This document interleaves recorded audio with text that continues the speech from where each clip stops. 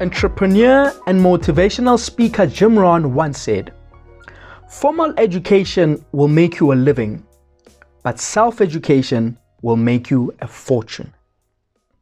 This quote resonated with me when I watched the mini documentary about the lives of certain college professors in the United States whose lives were a bit of an irony. These college professors allowed for a peek into their personal lives and even disclosed the fact that their incomes were inadequate as they struggled to earn a good enough living. One of them even confessed to living in a mobile home as she was unable to afford a rental house.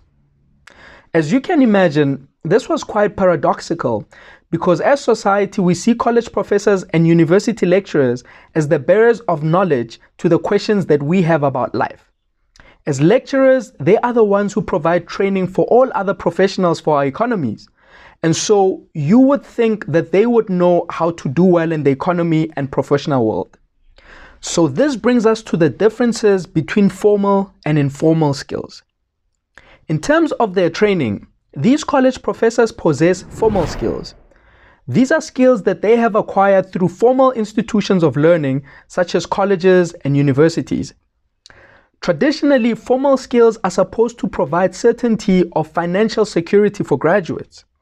However, if the same college professors who are struggling to make ends meet decide to learn other skills from online courses or community workshops or even from their friends, skills that can potentially enable them to earn other sources of income, these skills would be considered as informal skills. These two ways of acquiring skills can be either beneficial or disadvantageous, depending on how a person applies and uses them.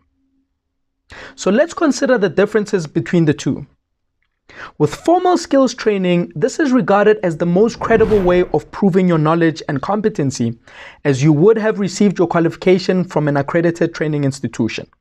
So when you apply for a job at a certain company, the company can have confidence that you have the required knowledge for the job. And this has been the most trusted of skills training methods, and the likelihood of finding a good paying job is believed to be higher.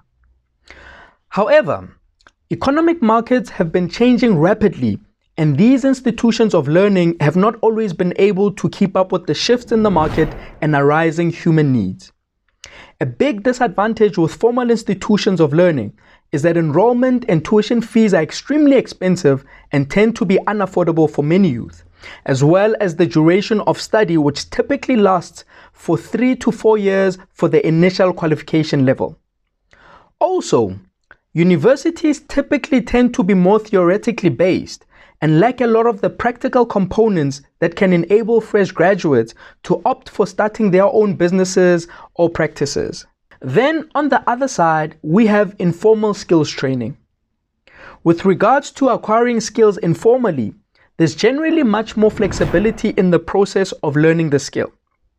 For instance, a particular skills training program can be provided on freely available platforms offered by companies that have invested interest in developing communities, and the training can be accessed by as many people as possible without financial barriers.